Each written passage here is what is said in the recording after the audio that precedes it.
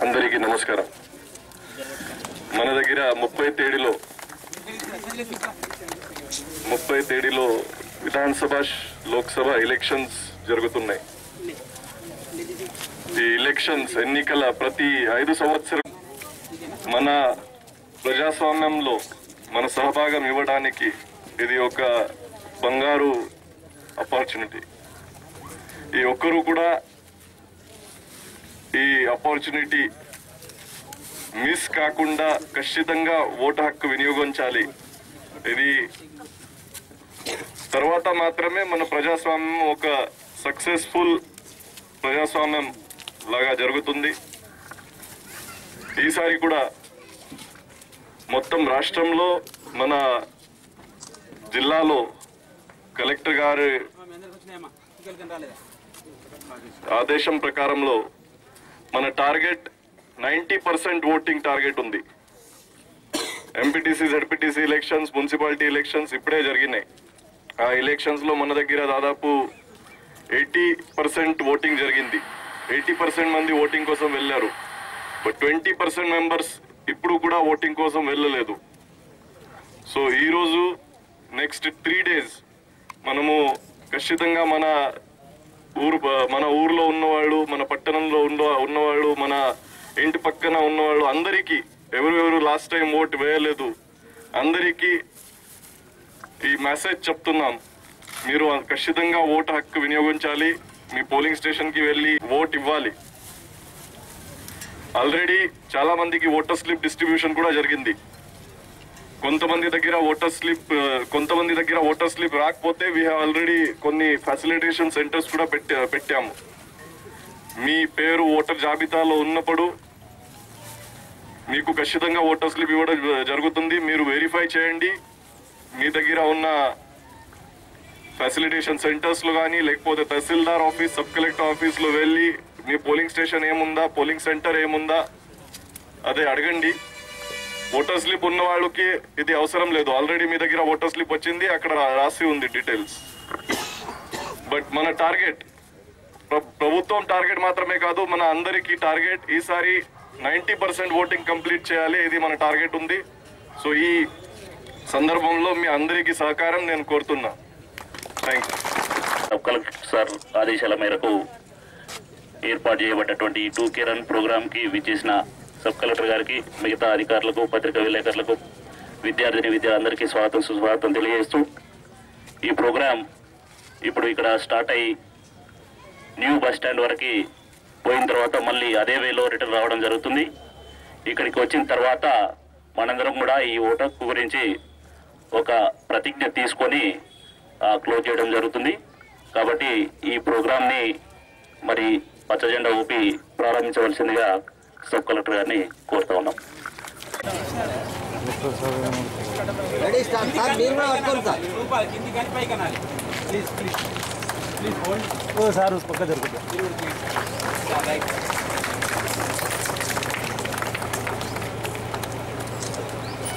కొత్త bus stand చివరస్తా వరకు వెళ్ళి మళ్ళీ రావాలమ్మా. ఎవరు కూడా అక్కడ రాకూడదు.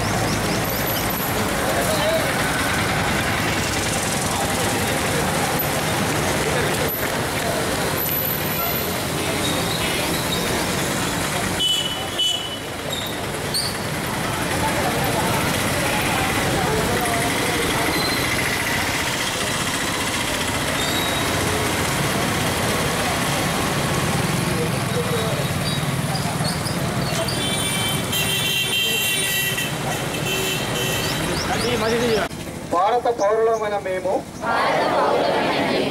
మా బంగారు భవిష్యత్తుకు మంచి బాటలు వేసే ప్రజాస్వామ్యాన్ని పరిరక్షించడానికి పాటు పడతామని గురి కాకుండా మా ఓటు హక్కును సక్రమంగా వినియోగించి మా వంతు కృషి చేస్తామని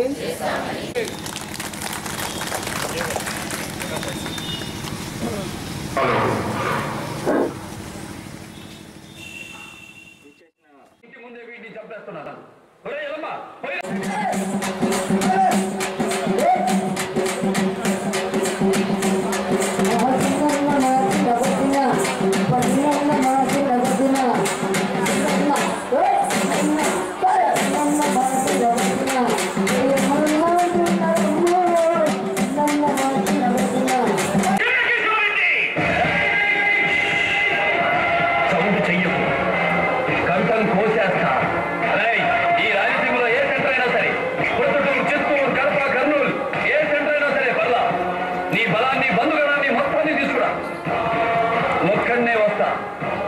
చెమట పట్టకుండా చంపేస్తా. వస్తావా? మళ్ళీ నువ్వు కానీ నీ కొడుకులు కానీ తప్పు చేస్తే తల తీసేస్తా.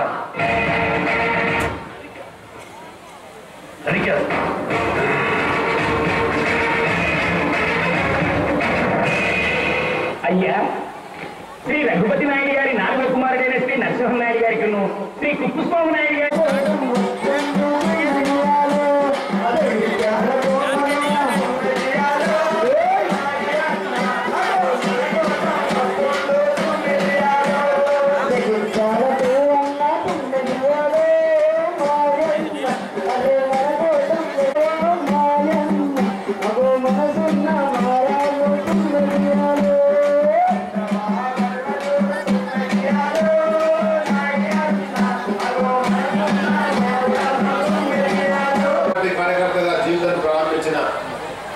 అప్పుడు నా వయసు కేవలం 15 సంవత్సరాలు మాత్రమే. 15 సంవత్సరాల వయసులో రాజకీయ పార్టీలో కార్యకర్తగా ప్రారంభించి ఇదే కళాశాలలో చదువుకున్నటువంటి విద్యార్థిని 1978లో స్వర్గీయ ఇందిరాగాంధీ గారు ఆనాడు సురేంద్రరావు గారి వరకు ఇదే మాదిరిగా ప్రచారంలో వచ్చినప్పుడు ఆ వైపు ఉన్నటువంటి డయాస్ పైకి ఎక్కడానికి నేను ప్రయత్నం చేసిన ఆ ప్రయత్నం చేసినటువంటి జగిత్యాల పోలీస్ అధికారి యాదగిరి గారు నాపడం జరిగింది. వేదిక పైన కొందరికి అనుమతి ఉన్నది, ఆ అనుమతి ఉన్న వారిని వేదికపైకి వెళ్ళనిస్తాము, అనుమతిలో నీ పేరు లేదు కనుక నిరాకరిస్తుందని చెప్పంటే చిన్న వయసులో ఉన్నటువంటి ఆనాడు 17 ఏళ్ల వయసు ఏదైనా కానీ సాహసం చేయాలా, ఎట్టి పరిస్థితులలో ఈ రాజకీయాలను వదలొద్దు. ఏనాటికైనా కానీ ఒక ప్రధానమంత్రి కానీ ఒక ముఖ్యమంత్రి కానీ ఆ స్థాయి నాయకుల పక్కన నిల్చొని నేను కూడా ఎదగాలని చెప్పని ప్రజాసేవలో నిమగ్నం కావాలా, ప్రజాసేవలో నిరంతరం పాటుపడాలి, ప్రజలతో గౌరవం పొందాలని చెప్పని ఇదే కళాశాల మైదానంలో అన్నాడు ప్రతిజ్ఞ ఉన్న ఆ ప్రతిజ్ఞకు అనుగుణంగా స్వర్గీయ ఎన్టీ రామారావు గారు పార్టీ పెట్టిన మొదటి రోజుల్లోనే తెలుగుదేశం పార్టీలో చేరి జగిత్యాలలో ఉన్నటువంటి ధర్మ క్యాంపు ధర్మశాల దగ్గర ఉన్నటువంటి బహిరంగ సభలో ఆయన పక్కన కూర్చునేటువంటి అవకాశం ఇచ్చారని తెలియజేస్తున్నా. ఆనాటి నుంచి నేటి వరకు కూడా ఫోటోలు కానీ పత్రికలు వచ్చే ట్రిప్పులు కానీ దగ్గర రాసిన అలవాటు నాకు లేదు. అసెంబ్లీలో అడుగు పెట్టాలని చెప్పంటే దీనికి సరైన ఒక స్వరూపం ఇవ్వాలా. బలహీన వర్గాలు బడుగు వర్గాలు ఎక్కువ ఉండేటువంటి ప్రాంతం కేంద్ర ఎన్నికల కమిషన్ ఇచ్చేటువంటి నిబంధనలకు అనుగుణంగా దీన్ని మార్చినట్టయితే ఇది రమణకు ఉపయోగపడుతుంది. కేవలం రమణకే కాదు, ఆ ప్రాంతంలో ఉండేటువంటి బడుగు బలహీన వర్గాల ఉన్నత వర్గాల్లోని పేదలకు ఒక ఆత్మగౌరవం పెరిగే విధంగా రమణ ప్రతినిధి తయారైతుందని చెప్పని ఆ మహానుభావుడు అవకాశం కల్పిస్తే ఈ రమణ ఈ రోజు విధంగా మాట్లాడే విధంగా ఇవ్వాలని ఒక పిలుపు ఈ యొక్క ఎన్నికలలో ఇవ్వు.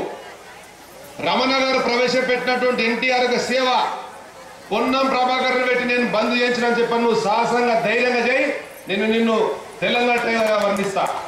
ఒక పిరికి పందల తప్పుడు సమాచారం ఇచ్చి కేంద్రంలో ఆర్థిక మంత్రి దగ్గర నా మీద ఫిర్యాదు చేసి మా నాన్న సంవత్సరం ఫిర్యాదు నిర్భయంగా నిర్మోహమాటంగా అన్నాడు. ఆయన ముందు కూడా 20వ జనవరి నాడు 2009 నాడు పార్టీలకు అతీతంగా కులాలకు అతీతంగా మహిళా భద్రతలకు అతీతంగా రాజీవర్గ ప్రభుత్వం రాజీవర్గశ్రీ ఇచ్చింది. ఇక్కడ ఒక రాజకీయ నాయకుడు ఎన్నికల పేరు మీద ఎన్నికలలో వాడుకోవడానికి కొరకు ఒక కార్యక్రమం పెట్టిండు. దానివల్ల ఏమి ఉపయోగం లేదు చెప్పన్నాడు. ఇవాళ నేను ఛాలెంజ్ చేస్తున్నా, నీ రాజీవర్గశ్రీ పేరు మీద జగిత్యాల కాన్స్టిట్యూషన్ ఒక పిలిపించుకో, మొత్తం ఓటలేమని నేను ఇవాళ పిలిపిస్తా.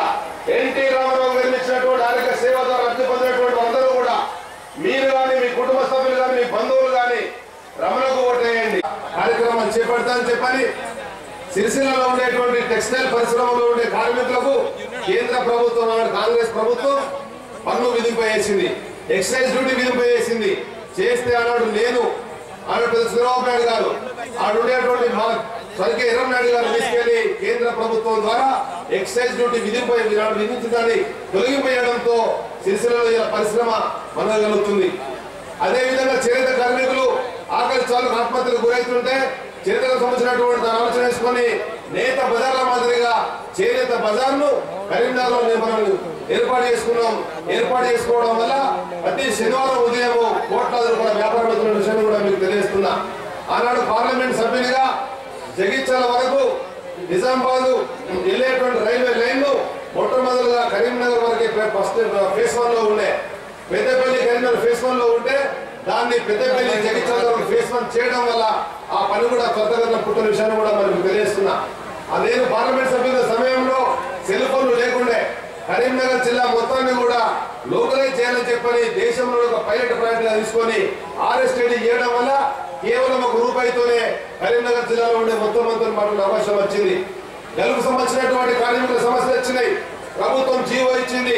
జీవో అమలు చేయనప్పుడు 2009లో నేను ఎమ్మెల్యే అయిన తర్వాత అసెంబ్లీలో వాదించి గొడవ చేసి శుక్రవారం నాడు మేము పెద్ద ఎత్తున ఆందోళన చేస్తే శని ఆదివారంలో కూడా జీవో అమలు చేసి ఎవరైతే గల్ఫ్ లో చనిపోయినటువంటి కుటుంబాలకు ₹1,00,000 చొప్పున ఇచ్చినటువంటి చరిత్ర ఈ రమణ చెప్పాలని చేస్తున్నా. ఆ విధంగా చేసినటువంటి కార్యక్రమాలన్నీ జరిగినాయి. అదే విధంగా ఈ ప్రాంతంలో ఉండే SSPని మనం కాపాడుకోవాలని చెప్పాలి. బాబ్లీ లాంటి అక్రమ ప్రాజెక్టులు మహారాష్ట్ర ప్రభుత్వం కడుతుంటుంటే జిల్లా పార్టీ ప్రెసిడెంట్ గా పెద్ద ఎత్తున ఉద్యమాలు చేపట్టాం. ఈ జీవన్ రెడ్డి గారు ఆనాడు మాట్లాడాడు, కేవలం రమణ TDP వాళ్ళు డ్రామాలు ఆడుతున్నారు, బాబ్లీ వాళ్ళ నష్టం లేదని చెప్పని. ఇవాళ ఒకటే చెప్తున్నాం, బాబ్లీ నష్టమవుతుందని చెప్పని మేము పెద్ద ఎత్తున ఉద్యమాలు చేసినాం. మహారాష్ట్ర ప్రభుత్వంలో ఆనాడు మేము జైలు పాలైనాం బాబ్లీని ఆపడం వరకు. ఇదే జీవన్ రెడ్డి గారు ఇవాళ మళ్ళీ ఇదే మాట చెప్పాలా, బాబ్లీ వాళ్ళ నష్టం లేదని చెప్పాను, నువ్వు పిలిపియు నష్టం లేదని చెప్పి నేను చెప్తా. ఆ నష్ట నివారణ కొరకు ఈ వేగం ఉన్నటువంటి నరసింహాపూర్ లక్ష్మణ్ ద్వారా సుప్రీంకోర్టులో కేసు కూడా జరిగింది. ఆ విధంగా కూడా మనం ప్రయత్నం చేసినాం. ఈ విధమైనటువంటి కార్యక్రమాలతో ఉన్నాం. బీడీ కార్మికుల సమస్యల పరిష్కారం కొరకు మీ వెంట ఉంటామని చెప్పని ఆ విధంగా బాబ్లీ లాంటి అక్రమ ప్రాజెక్టు నిర్మాణానికి కూడా వచ్చిన కార్యక్రమాలు గమనించాలని చెప్పని చేనేత పరిశ్రమ కాపాడుకోవడానికి ప్రయత్నం చేసినాం.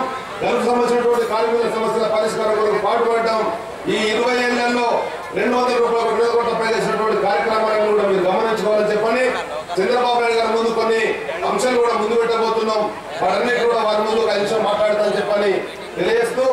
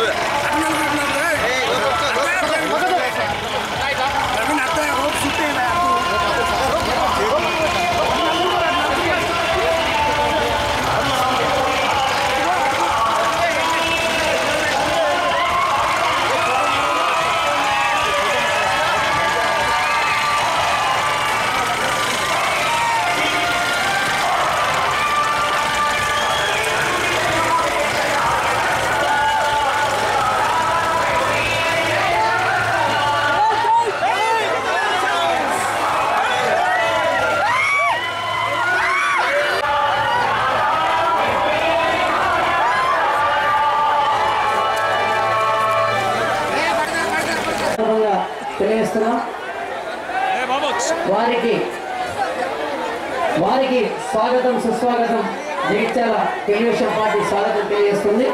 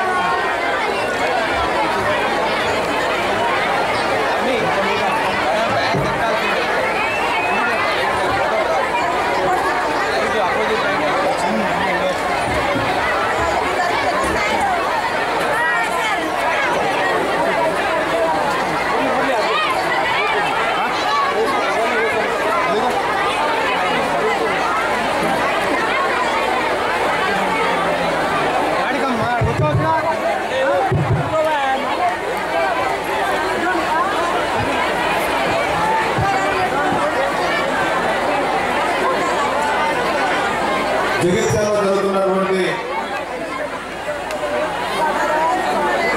అసెంబ్లీ పార్లమెంట్ ఎన్నికల ప్రచార కార్యక్రమం బహిరంగ సభ కార్యక్రమ ముఖ్య అతిథులు మన ప్రియతమ నాయకులు మాజీ ముఖ్యమంత్రి తెలుగుదేశం పార్టీ అధ్యక్షులు గౌరవనీయులు పూజ్యులు ఈ కరీంనగర్ జిల్లాలోనే తెలంగాణ అంశం తేల్చాలని చెప్పని తెలంగాణ ప్రజల చిరకాలం వచ్చినటువంటి 60 సంవత్సరాల స్వప్నం నెరవేరాలని చెప్పని కరీంనగర్ జిల్లాలోనే రెండవసారి లేఖ రూపకల్పన చేసి కేంద్ర ప్రభుత్వాన్ని అక్కపుష్టినటువంటి డిమాండ్ చేసి అఖిల పక్షంలో తెలుగుదేశం పార్టీ తెలంగాణ లేఖ ఇచ్చిన విషయాన్ని కూడా ఆ లేఖ ఇచ్చిన తర్వాత తిరిగి మళ్ళీ కరీంనగర్ జిల్లా అడుగుపెట్టినటువంటి తెలంగాణ ఉచితంగా అడుగుపెట్టినటువంటి మన స్వప్నం సాకారమైనటువంటి సందర్భంలో పూజ్యులు చంద్రబాబు నాయుడు గారి స్వాగతం పలుకుతూ పెద్దపల్లి మాట్లాడుతున్నారు.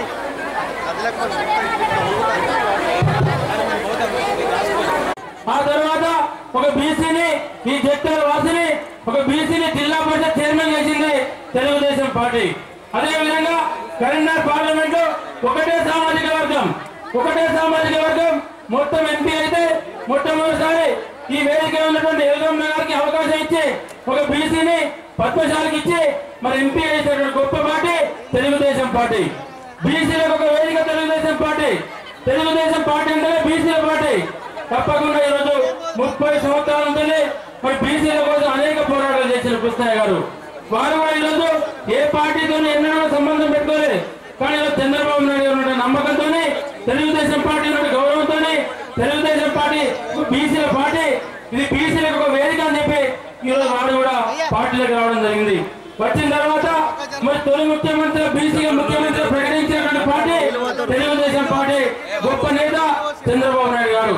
కాబట్టి తప్పకుండా బీసీలు తెలుగుదేశం పార్టీ కాపాడుకునే బాధ్యత మీ అందరిపైన ఉందని చెప్పి తెలియజేసుకుంటూ మరి అవకాశం ఇచ్చి ఈ కార్యక్రమం మాట్లాడేటువంటి అవకాశం ఇచ్చి పాల్గొన్నటువంటి రమణ గారికి ప్రత్యేక ధన్యవాదాలు కృతజ్ఞతలు చేస్తూ ముగిస్తా ఉన్నా. సైకిల్ గుర్తుకే చంద్రబాబు గారి నాయకత్వం. నాకు ప్రాణ సమానమైన తెలుగుదేశం పార్టీ కుటుంబ సభ్యులందరికీ ఈరోజు మా ఆడబిడ్డలు ఉత్సాహం చూస్తున్నాం. పెద్ద ఎత్తున మంచి అంది, ఉక్కబోస్తా ఉంది. ఒక్క ఆడబిడ్డ కూడా కదలేదంటే మీరు చూపించే ఆదరణ జన్మలో ఎప్పుడూ మర్చిపోలేను. శాశ్వతంగా మీకు నిలబడతాను, మీకు న్యాయం చేపిస్తాను. మా తమ్ముళ్ళు చాలా హుషారుగా ఉన్నారు. ఏ తమ్ముళ్ళు హుషారుగా ఉన్నారు కదా? ఏది చూసినా తమ్ముళ్ళు చూస్తే యువత చూస్తే బ్రహ్మాండమైన ఉత్సాహంగా ఉన్నారు. ఈరోజు తెలంగాణ వచ్చింది. రమణ గారు మీకు చాలా స్పష్టంగా చెప్పారు. మొట్టమొదట నూతన రాష్ట్రం తెలంగాణ రాష్ట్రానికి తెలుగుదేశం పార్టీ ఎన్నికల కమిటీ అధ్యక్షుడిగా రమణ గారు వచ్చారంటే ఇది చరిత్రలో మిగిలిపోతుంది కూడా నేను తెలియజేస్తున్నారు. ఒక మంచి వ్యక్తి, సమర్థుడు, తెలుగుదేశం పార్టీ అంటే అభిమానం, వెనుకబడిన వర్గాల ప్రతినిధి. అలాంటి రమణ ఈరోజు ఇక్కడ అధ్యక్షుడు కావడం నేను ఎంతో ఆనందపడుతున్నాను. ఈరోజు ఒక విషయం మనం గుర్తుపెట్టుకోవాలి. తెలంగాణ రాష్ట్రం వచ్చింది. సమర చేతల్లో తెలంగాణను పెడతారు.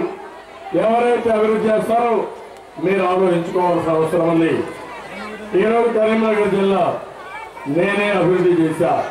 ధైర్యంగా చెప్పగలుగుతున్నాను. తెలంగాణ జిల్లాని అన్ని రంగాల్లో అభివృద్ధి చేసేది ఒక్క తెలుగుదేశం పార్టీ తప్ప ఈ కాంగ్రెస్ దొంగలు ఏమీ చేయలేదు. ఎస్ఆర్ఎస్పీ ఆధునీకరణ కోసం 1400 కోట్ల రూపాయలు ఖర్చు పెట్టాం. కాలువలన్నీ లైనింగ్ చేయించాం. బ్రహ్మాండంగా అభివృద్ధి చేశాం. ఫ్లడ్ ఫ్లో కెనాల్కి ప్రారంభం చేసింది తెలుగుదేశం పార్టీ. ఆ రోజు ఒక మాట చెప్పాడు, నేను కరీంనగర్ ఎన్ని తీసుకుంటాను, 15 రోజులు అక్కడే ఉంటానని కథలు చెప్పాడు. మళ్ళీ కనపడలేదు. ఇక్కడ గెలవని 2009లో మమ్మల్కి వెళ్ళాడు. అక్కడ పోలేదు. అక్కడ గెలవని ఇప్పుడు మళ్ళీ మెదక్కి వచ్చాడు. వలస పక్షి, పనికిరాని వ్యక్తి ఈ కేసీఆర్ తప్ప ఇంకోటి కాదు. ఇంకో పక్కన చూడండి, రోడ్లన్నీ మనమే వేయించాం. ఈ జిల్లాలో స్కూల్ బిల్డింగ్ మనమే కట్టాం. కాలేజీలన్నీ పెట్టాం. ఈరోజు కరీంనగర్ లో 2 మెడికల్ కాలేజీలు వచ్చాయంటే ఆ రోజు నేను చూపించిన చొరవ తప్ప ఇంకోటి కానే కాదు. ఈరోజు పిల్లలు ఉన్నారు. మట్టిలో మాణిక్యాలు. ఒకప్పుడు తెలంగాణలో కాలేజీలు లేవు. కాలేజీలు నేనే పెట్టి హైదరాబాద్ లో ఐటీ కంపెనీలు మొత్తం తీసుకొచ్చాం. సైబరాబాద్ హైటెక్ సిటీ ఏది కావాలంటే చేసి నేనే చేశాను. తెలంగాణకు ఆదాయం వచ్చింది, మిగులు బడ్జెట్ వచ్చింది, మన చొరవ వల్ల వచ్చింది. ఈరోజు మన కోరేది జగిత్యాల ఉంది. రమణ గారు చాలా వినూత్నమైన కార్యక్రమాలతో ముందుకు పోతారు. ఈరోజు మీరు చూస్తే ఎన్టీఆర్ ఆరోగ్య సేవ ద్వారా ఇన్సూరెన్స్ కట్టి 10,000 మందికి 15,000 రూపాయలు ఒక విడతకు డబ్బులు ఇప్పించిన ఘనత ఒక్క రమణ గారికే దక్కింది. ఇది రాబోయే రోజుల్లో కూడా పూర్తిగా కొనసాగిస్తాం. ఆయన 2 ప్రధానమైన సమస్యలు చెప్పాడు. జగిత్యాల ముద్దు బిడ్డ రమణ గారు, మీ అభిమాన నాయకుడు రమణ గారు. చాలా సాదా సీదాగా ఉంటాడు.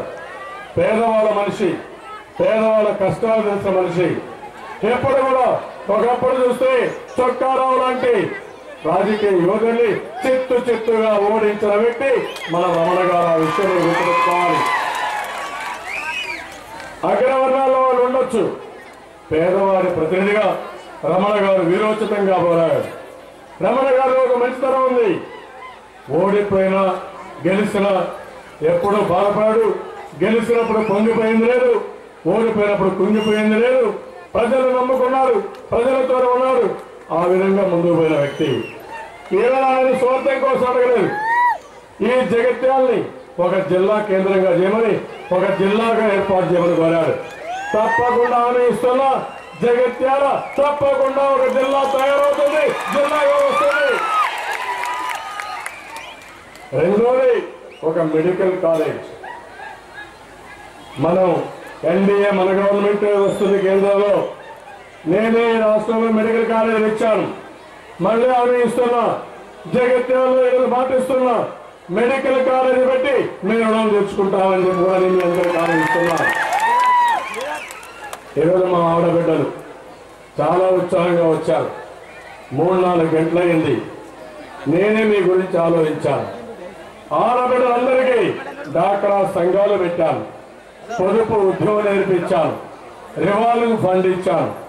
ఇంట్లో ఉండే ఆడపడుచులు రోడ్డు మీదకి రావాలి, ఆఫీసులకు వెళ్ళాలి, మీ పనులు మీరే చేసుకోవాలి, బ్యాంకులకు వెళ్ళాలి, అవసరమైతే డబ్బులు తీసుకుని బాగా పైకి రావాలని ఆశించాను. ఆ రోజు దీపం పెట్టాం, వంట గ్యాస్ సిలిండర్లు ఇచ్చాం, ఆడబిడ్డలు చదివించాను, స్కూల్ పోయి ఆడబిడ్డలకు సైకిల్ ఇచ్చాను, ఉద్యోగాల్లో కాలేజీ రిజర్వేషన్ నేనే పెట్టాను.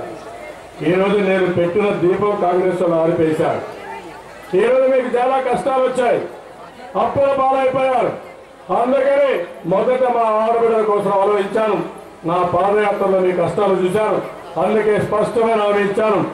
డాక్రా సంఘాలు తీసుకున్న రుణాల్ని పూర్తిగా మాఫీ చేసే బాధ్యత నేను తీసుకుంటానని మా ఆడబిడ్డలందరికీ హామీ ఇస్తున్నా. నేను అడుగుతున్నా మిమ్మల్ని, కేసీఆర్ చెప్పారా, ఈ కాంగ్రెస్ దొంగలు చెప్పారా? చెప్పలేదు. మొత్తం దోచుకోవడమే నాకు వాళ్ళకు తెలుసు, పేదవాళ్ళకి సహాయం చేయడం వాళ్ళకి తెలియదు. పేదవాళ్ళు ఎక్కువ ఉండేది డాక్రా సంఘాల్లో ఉన్నారు. పేదవాళ్ళు కూడా చాలా మంది ఆడబిడ్డలు ఉన్నారు. ఇంకో పక్క మళ్ళా దీపం కార్యక్రమాన్ని కొనసాగిస్తాం, వంట గ్యాస్ ఇప్పిస్తాం. దీనికంటే ముఖ్యంగా ఆ మైకి సరిగా, దీనికంటే ముఖ్యంగా మీరు ఒకసారి ఆలోచిస్తే ఆడబిడ్డలకు రక్షణ లేదు, ఆడబిడ్డలపై అత్యాచారాలు జరుగుతున్నాయి.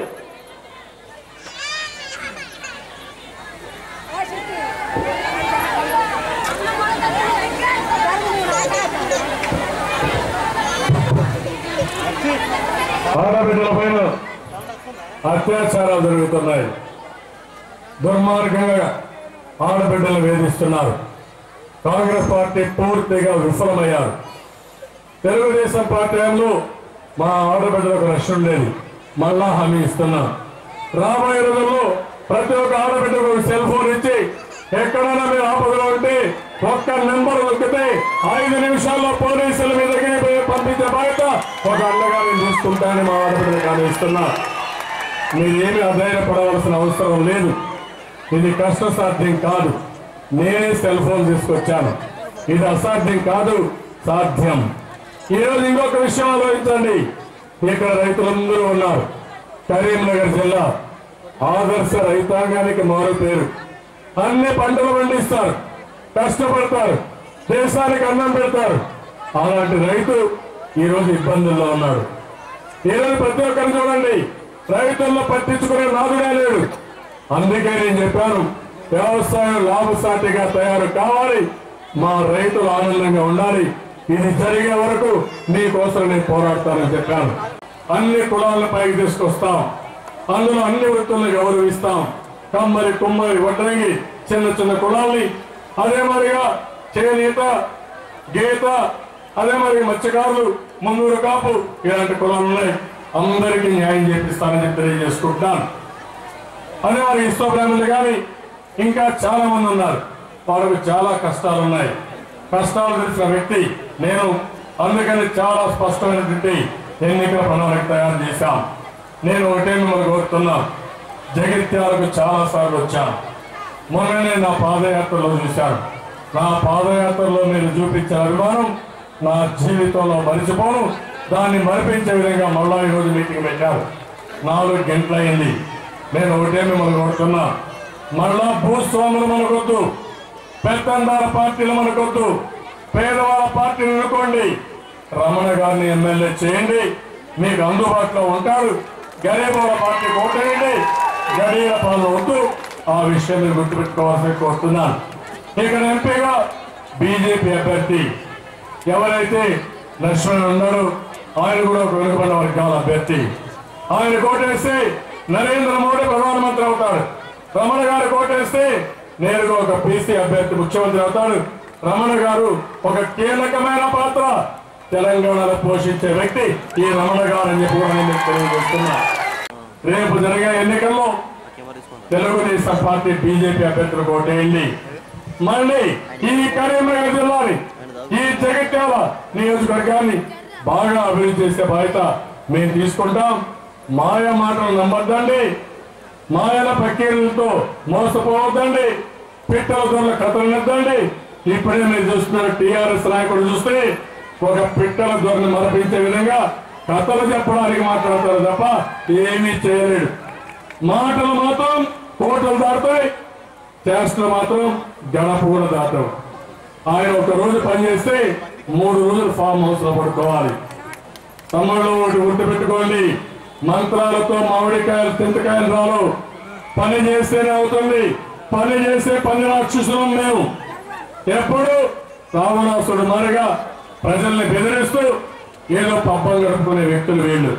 ఇలాంటి వాళ్ళు నమ్మద్దని మరొకసారి కోరుకుంటూ, అసలు కాంగ్రెస్ పార్టీనే లేదు. వైఎస్ఆర్ కాంగ్రెస్ అడ్రస్ గల్లంతా అయింది. ఇక్కడ ఉండేది శాశ్వతంగా తెలుగుదేశం పార్టీ, పేదవాళ్ళ పార్టీ, వెనుకబడిన వర్గాల పార్టీ. దీన్ని ఓటేస్తాం, కాపాడుకుంటామని అందరూ కూడా ఆమోదించవలసిందిగా మరొకసారి కోరుకుంటూ అందరికీ నమస్కారాలు. జై హింద్, జై జన్మభూమి, జై తెలుగుదేశం. మిత్రపక్షాల ఐక్యత వర్ధిల్లాలి. Thank you.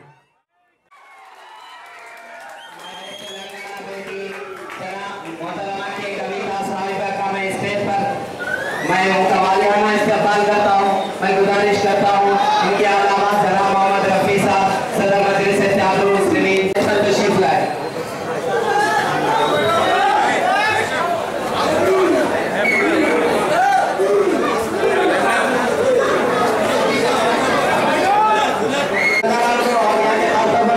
गुजारिश करता हूँ निजामात के पार्लियामेंट के लिए कविता मैडम के लिए अपने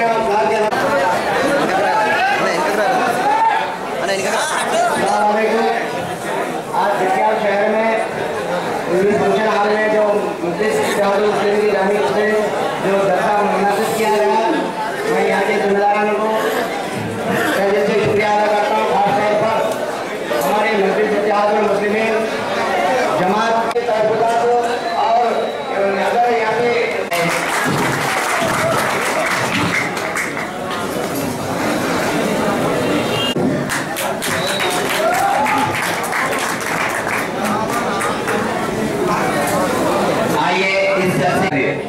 मेरे भाइयों, आज तक आप लोगों ने बहुत से पार्टियों को वोट डाला। हमने 40 साल कांग्रेस को जिताया, 20 साल तेलुगुदेशम पार्टी को जिताया, मगर मुसलमानों के बारे में कोई नहीं सोचा। आज तक हासिल करने के बाद तेलंगाना की आवाम की खुशहाली उनकी अपनी जिंदगी का मकसद है। इसलिए आजकल मुसलमान बहुत कमजोर हो चुके हैं। संचार साहब से रिपोर्ट में बता चुके हैं, दलितों से भी कमजोर है।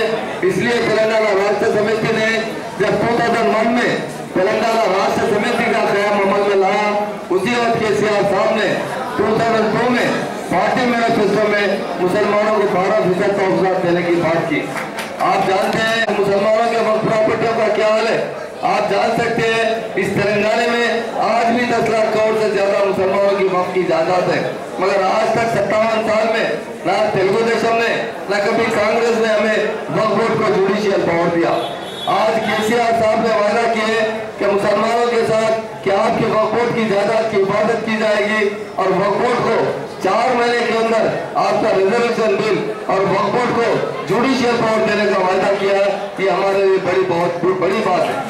यकीनन आज हम मजलिस से भी इंतजार कर रहे हैं और मजलिस के सदर और उनके तमाम भाइयों को भी मुबारकबाद देता हूँ।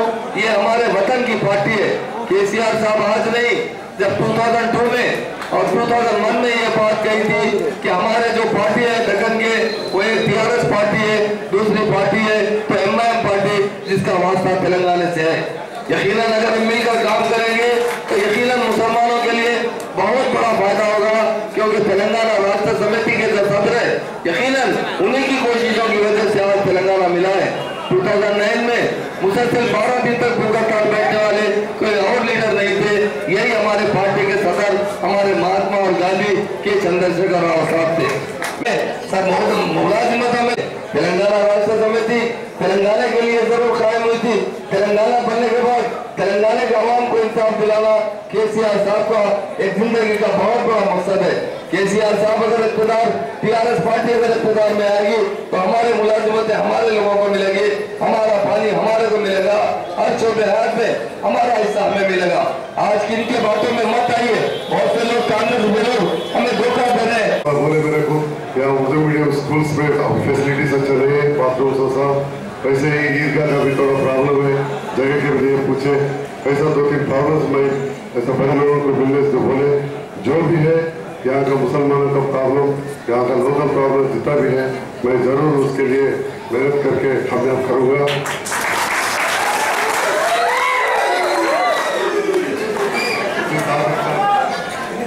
साथ ही साथ जो भी अभी साहब बोला है, सचार कमेटी का रिपोर्ट जो सबके लिए केसीआर साहब एकदम सिंसियरली तय करने वाला है। और जो भी रिजर्वेशन के बारे में होने दो और मैनेजमेंट डेवलपमेंट फंड के भी मैं जरूर करूँगा। वक्त बहुत कम है, 10 बजे पूरा बंद करना हर एक मीटिंग में। मैं कविता मैडम जी भी यहाँ है, अपना एमपी कैंडिडेट। आपको मालूम आजकल महिलाएं आधा रहते हैं, पर उसका रिप्रेजेंटेशन 30% होने का 10% भी नहीं। तो अब हमारा कविता जी, मैं तो समझता हूँ पूरा पार्टियों से उन्होंने एक ही रिप्रेजेंटेशन यहाँ है। जरूर आप भाई बहनों सोच के, एक बहन समझ के कविता जी को एक वोट और मुझे एक वोट, 2 वोट हार के निशान पे डाल के हमारे जिताइए। आपको मालूम है अभी तेलंगाना एक अलग रियासत बन गया है। अभी इस रियासत बनते ही बस इमीडिएटली 1-2 दिन में ही पूरे इलेक्शंस अपने सर पे आके खड़े हो गए। एक म्यूनसिपल इलेक्शन आ गया, फिर एमपीडीसी जेपीडीसी का आ गया, साथों साथ ये एमएलए एमपी का भी इलेक्शन आ गया। तो एक्चुअली तेलंगाना एक रियासत बनने के बाद अपने को आपस में बैठ के सोचना चाहिए था कि क्या करना है, कैसे करना है, आगे जाके माइनॉरिटीज के लिए क्या करना है, हर एक सेक्शन के लिए क्या करना है। ये सारे चीज़ें एक्चुअली बैठ के सोचने का वक्त भी नहीं मिला हमें। सिर्फ और सिर्फ मैनिफेस्टो बना के इलेक्शन में जाने का ही इतना ही टाइम था।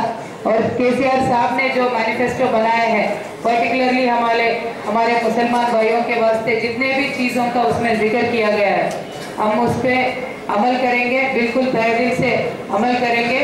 और वो मैनिफेस्टो बनाने में भी महमूद अली साहब का काफ़ी केसीआर साहब के साथ डिस्कशन हुआ था।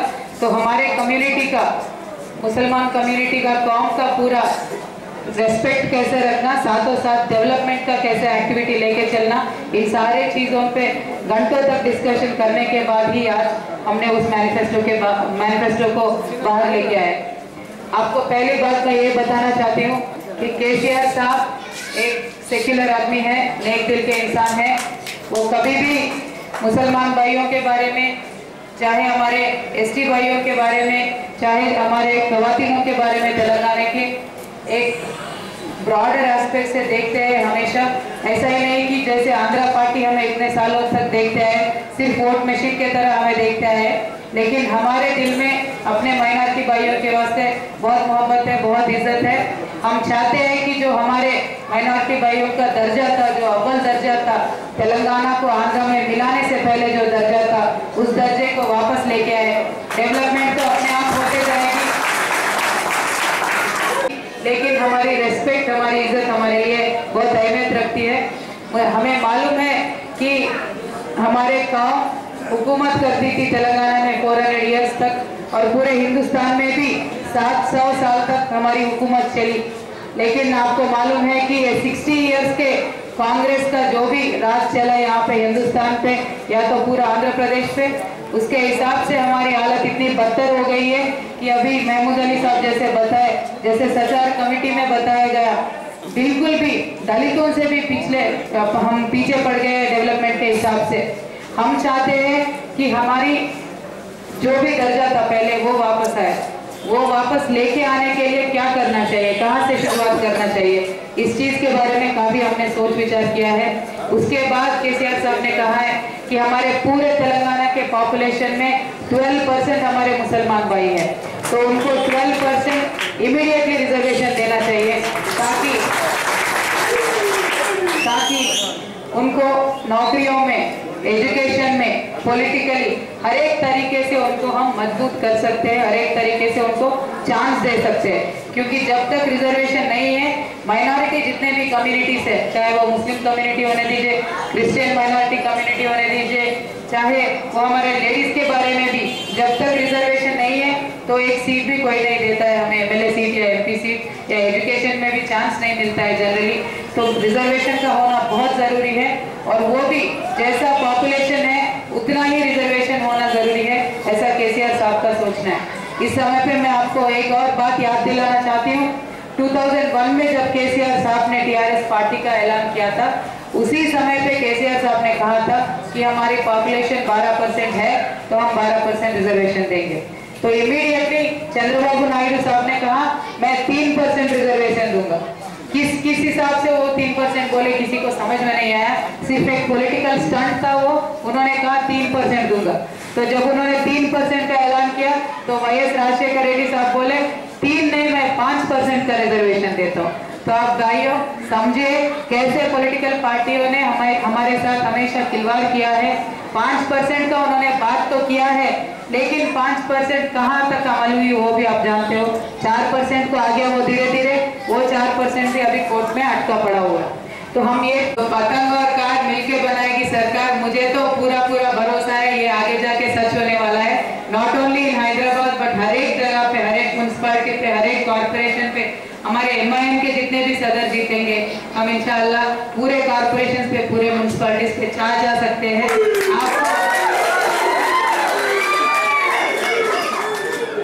आपको मालूम नहीं है कि हम अगर टीआरएस और पूरा माइनॉरिटी कम्युनिटी मिलकर आगे बढ़ेंगे तो क्या बदलाव ला सकते हैं तेलंगाना में। इसके बारे में आप एक बार वापस सोचिए, क्योंकि 60 इयर्स तक हमने कांग्रेस का साथ दिया, आपने कांग्रेस के साथ दिया, मेरे ख्याल से एक बार चंद्रबाबू नायडू के भी साथ दिए थे। उसके बाद भी उन्होंने जो बीजेपी के साथ अलायंस किया, आप सब जानते हो कैसा हुआ। Both Chandrababu Naidu and Congress completely सिर्फ और सिर्फ हमें वोट बैंक के तरफ ही यूटिलाइज किए, लेकिन कभी नहीं सोचा उन्होंने हमें बदलाव करने का या हमें आगे बढ़ाने का। उसका बेस्ट एग्जाम्पल ये है कि जो हैदराबाद में 400 ईयर्स से मुस्लिम्स है, वहाँ एरिया है, वहाँ पे कुछ भी डेवलपमेंट फंड कभी भी नहीं जाता है, और पूरा 23 डिस्ट्रिक्ट को मिला के कंटिन्यूस है 60 ईयर्स में 200 to 300 करोड़ ही सिर्फ वो देते हैं। यानी एक डिस्ट्रिक्ट को हार्डली 20 करोड़ आएगा, वो 20 करोड़ भी कभी उन्होंने यूटिलाइज नहीं किया। लेकिन केसीआर साहब कमिटेड है हमारे मुसलमान भाइयों को आगे बढ़ाने का, उनका तरक्की के लिए। तो केसीआर साहब का आज ये उन्होंने ऐलान किया है कि हमारे 10 डिस्ट्रिक्ट्स का जो तेलंगाना है, इसके लिए हर साल वो 1000 करोड़ रुपए मुसलमानों के डेवलपमेंट के लिए रिलीज करेंगे। में एक डिस्ट्रिक्ट को 100 करोड़ रुपीस आएंगे। तो ये यहाँ पे आते ही मुझे इन्होंने एक मसाइल बताया था कि हमारे पास 10 एकर्स का ईदगाह के लिए लैंड है, लेकिन उसमें कुछ क्लैरिटी नहीं है, ईदगाह बनाने का भी पूरा फंड चाहिए। तो मैं बोलती हूँ 100 करोड़ एवरी डिस्ट्रिक्ट को आएंगे तो ये सारी चीज तो बहुत आसानी से हम सॉल्व कर सकते हैं। और यहाँ लोकल जो भी इश्यू है वो 10 एकर्स का लैंड का, उसका भी मैं पूरे दिल से कोशिश करूंगी और मुझे लगता है कि कामयाब हो जाएंगे। और last and most important issue KCR साहब ने जो मैनिफेस्टो में रखा है कि हमारे औकाफी जमीन जायदाद जो भी है उनको कैसे हम महफूज रख सकते हैं, उनको कैसे हम सेफ रख सकते हैं। तो उसके बारे में भी वक्फ बोर्ड को जुडिशियल स्टेटस देने का उन्होंने ऐलान किया है।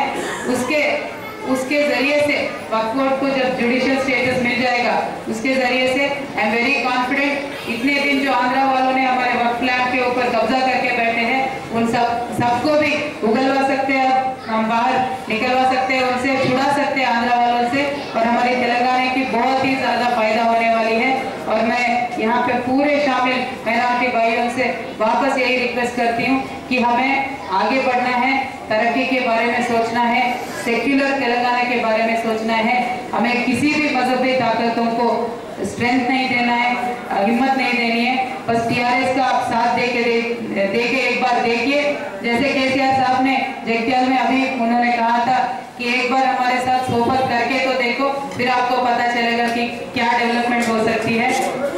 तो डेफिनेटली अब तो कार और शपथ तो मिल ही गई है और आगे जाके नॉट ओनली MIM कैडर्स पर जितने भी हमारे माइनॉरिटी भाइयां हैं उन सबको भी मैं इनवाइट करती हूँ। इस बार आप 2 वोट भी कार को देके देखिए। जो डेवलपमेंट होगी माइनॉरिटी एरियाज में वो आप कभी भी अब तक सपने में भी नहीं सोच सकते ऐसा डेवलपमेंट करके ख्वाहिश की जाती है कि बड़ा इस पर तशरीफ लाए मेहमान खुसूसी अली जनाब मोहतरम गुलाम नबी आजाद साहब से ख्वाहिश की जाती है कि बड़ा इस पर तशरीफ लाएं। मेंबर ऑफ पार्लियामेंट अब्दुल साहब से ख्वाहिश की जाती है कि बड़ा इस पर तशरीफ लाएं। अली जनाब मोहतरम मोहजिब जनाब याकूब साहब से ख्वाहिश की जाती है कि बड़ा इस पर तशरीफ लाएं। मोहजिब याकूब साहब टीचर से ख्वाहिश की जाती है कि बड़ा इस पर तशरीफ लाएं। जनाब मुस्तफा कमाल साहब से ख्वाहिश की जाती है कि बड़ा इस पर तशरीफ लाएं। टाउन प्रेसिडेंट जनाब कसमान साहब से ख्वाहिश की जाती है कि बड़ा इस पर तशरीफ लाएं। एक चेयरमैन जनाब पिंटा गुप्ता साहब से ख्वाहिश की जाती है कि बड़ा इस पर तशरीफ लाएं। डॉक्टर सफीर साहब से ख्वाहिश की जाती है कि बड़ा इस पर तशरीफ डिस्ट्रिक्ट वाइस प्रेसिडेंट से ख्वाहिश की जाती है कि बड़ा इस पर तशरीफ लाएं। Mir Kazim Ali DCC general secretary से ख्वाहिश की के बजाय इस पर तशरीफ लाएं। और जनाब INTC चेयरमैन जनाब मुजीबुद्दीन साहब से ख्वाहिश की जाती है कि बजाय इस पर तशरीफ लाएं। मोहतरम जनाब देवेंद्र साहब से ख्वाहिश की जाती है कि बजाय इस पर तशरीफ देवेंद्र रेड्डी साहब से ख्वाहिश की जाती है कि बजाय इस पर तशरीफ लें। तशरीफ ले आए और साथ ही साथ जमाल साहब से भी ख्वाहिश की जाती है कि बड़ा इस पर तशरीफ ले आए।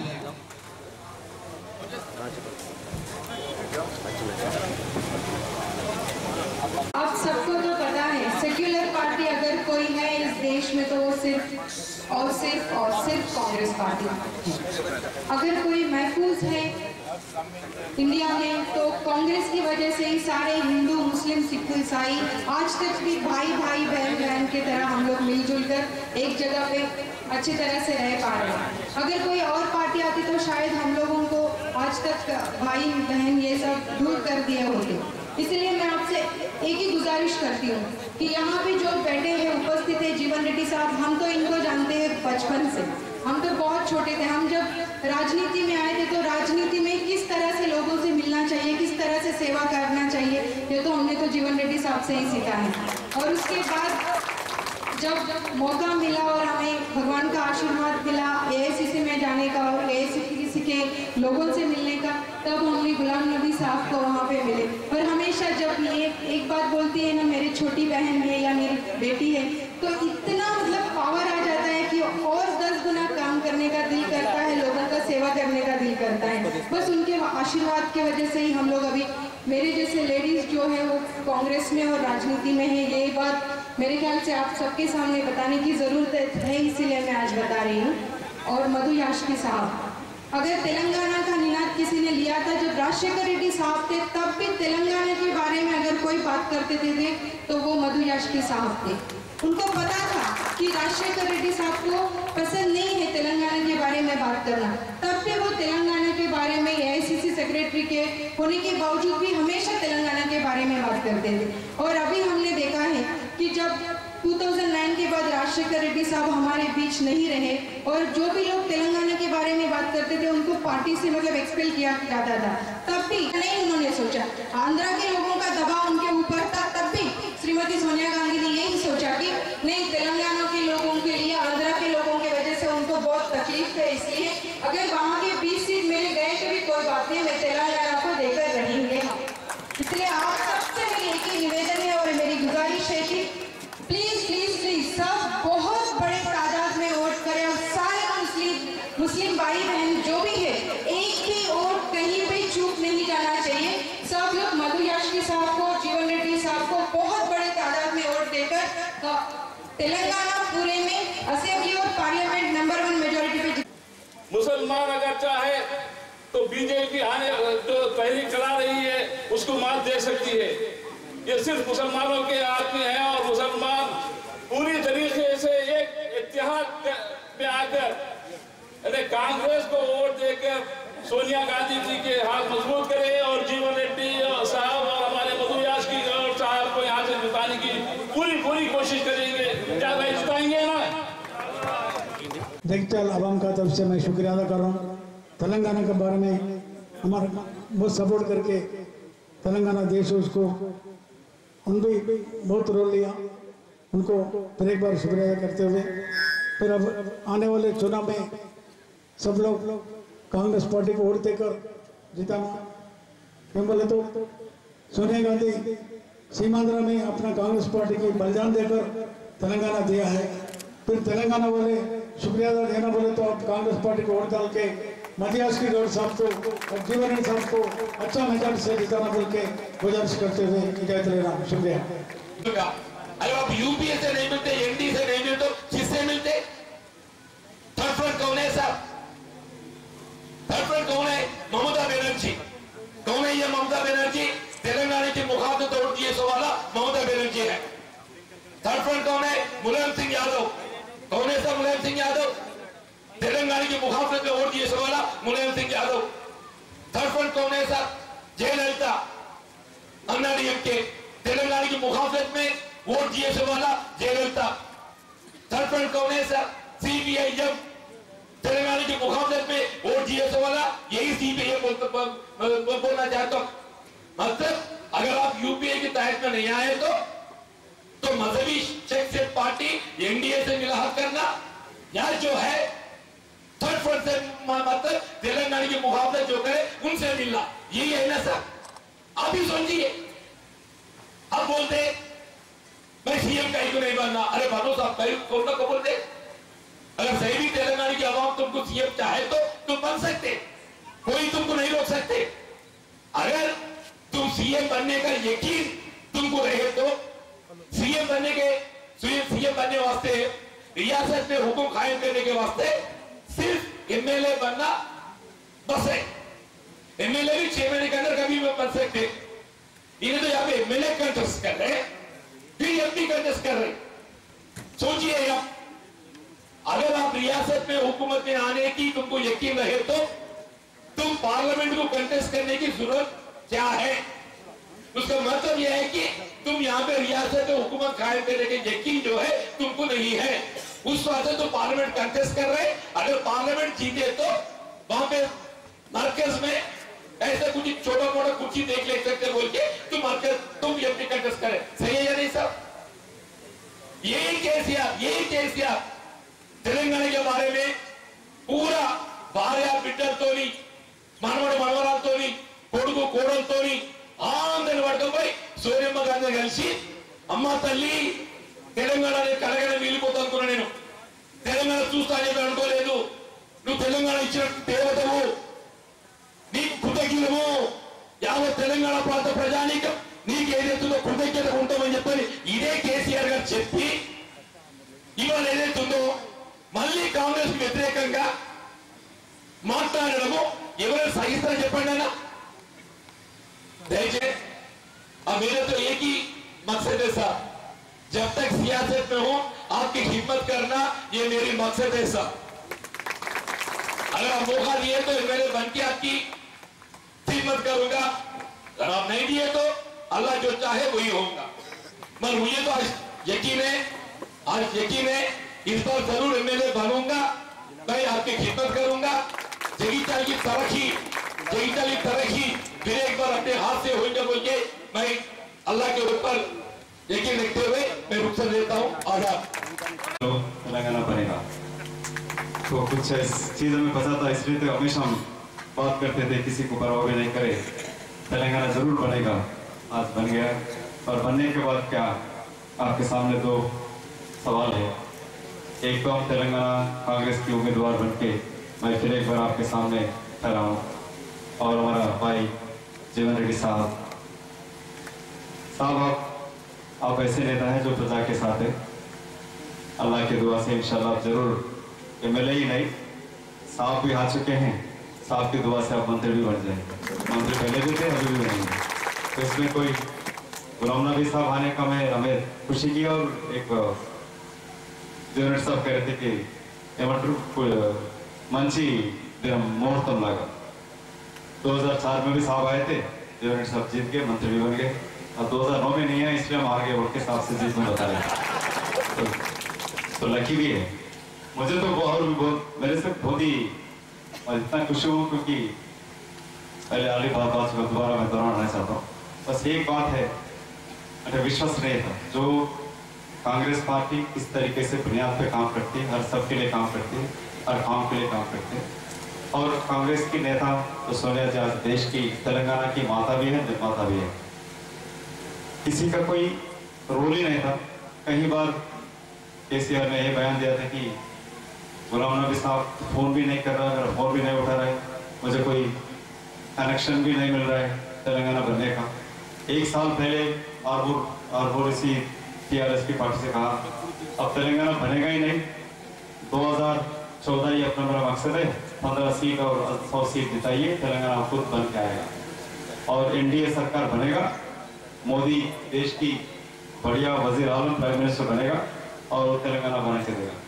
जब मोदी उनके कपड़े उतारा फिर उनको गाली देना शुरू करा और उसकी 12% रिजर्वेशन का आपको पता है। मैं एक लायन के नाता पर तो कह रहा हूँ, जब 5% रिजर्वेशन हो नहीं सका, कहाँ सो रहे थे केसीआर, फार्म हाउस में था या फिर कहाँ था पता नहीं। जब कहीं तो पिटिशन भी नहीं डाला ना, सुप्रीम कोर्ट में इंप्लीड भी नहीं करा, अब कहने लगा कि 12% देगा। तो ये झूठा ही झूठ बात करते रहता है। तो इस कितने हजार झूठ है। ज़्यादा वक्त मैं नहीं लेता क्योंकि साहब की भाषण सुनना है आपको, इतनी अच्छी तकरीर कहा निजामाबाद में बताया, आप अपने सबको सुनना चाहिए इसमें। तो इसलिए मैं ज़्यादा वक्त नहीं लेते हुए यही इतना ही कहता हूँ, आपकी सबने अपनी मेरी तरफ से भी साहब को शुक्रिया अदा करते हुए आने का। और जब साहब आ गए, अभी हमारे बड़े साहब कह रहे थे 2004 में, तो 10 साल से एनडीए सरकार, 6 साल से केंद्र में, और यहाँ का तेलुगु देशम सोच रहा था कि चंद्रबाबू भाई जिंदगी में कभी आएगा नहीं।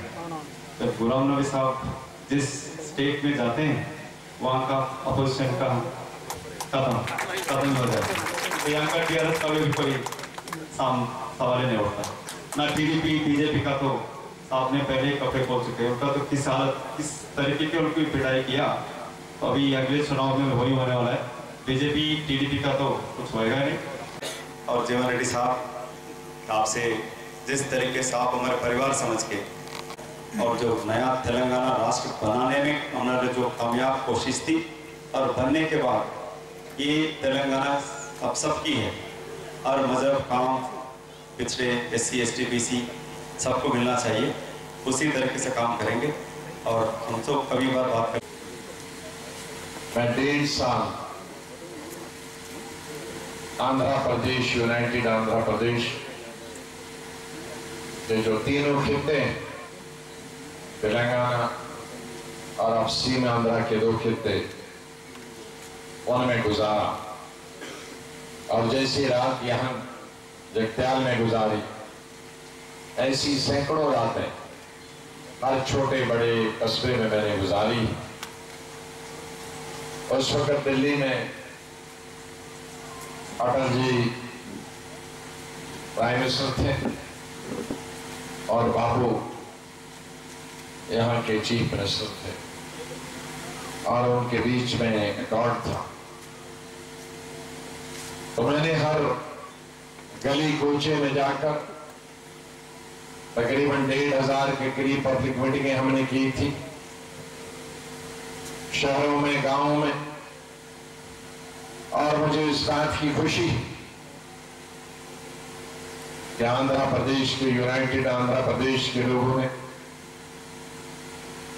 बुजुर्गों ने, नौजवानों ने, बहनों ने, किसानों ने, मजदूरों ने मिलकर उस वक्त 2004 में दिल्ली की सरकार भी गिराई और तमिलनाडु, यहाँ आंध्र प्रदेश की भी सरकार गिरा।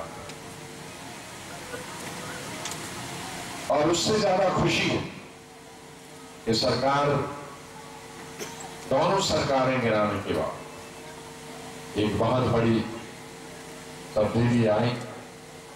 अलबत्ता यहाँ के आंध्र प्रदेश के 5 साल बहुत अच्छे निकले, और जो आज वैसा हमारे बीच में नहीं है।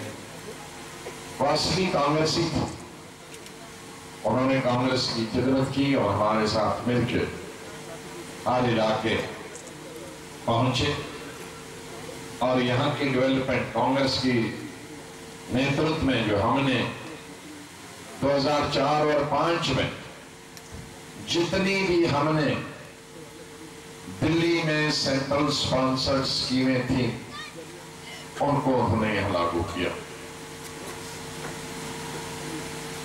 और इसी तरह से हमारी जो स्कीमें हैं, 16 स्कीमें हमने बनाई नेशनल लेवल पे, चाहे वो मनरेगा की स्कीम हो, चाहे नेशनल रूरल हेल्थ मिशन की स्कीम हो, चाहे हर गांव में स्कूल बनाने की स्कीम हो, चाहे गरीबों के लिए घर बनाने की स्कीम हो, चाहे मिड डे मील की स्कीम हो, चाहे इरिगेशन की स्कीमें हो, चाहे ड्रिंकिंग वाटर पीने की पानी की स्कीमें हो, या बिजली की पैदावार और किसानों को सस्ते दामों पर बिजली देने की स्कीमें हो, इस तरह की 16 प्रोग्राम केंद्रीय सरकार में हमने बनाए और उनको हर सूबे में लागू किया।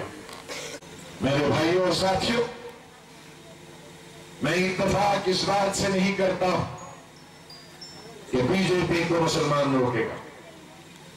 बीजेपी को इस देश का सेकुलरिज्म रोकना चाहिए। ये लड़ाई सेकुलरिज्म के बीच में है और कम्युनलिज्म के बीच में। ये लड़ाई हिंदू और मुसलमान के बीच में नहीं। इस देश में अगर हम अगर मजबूत हैं तो इस देश का हिंदू सेकुलर 90% इस देश का हिंदू सेकुलर, इसीलिए देश यूनाइटेड है, एक है।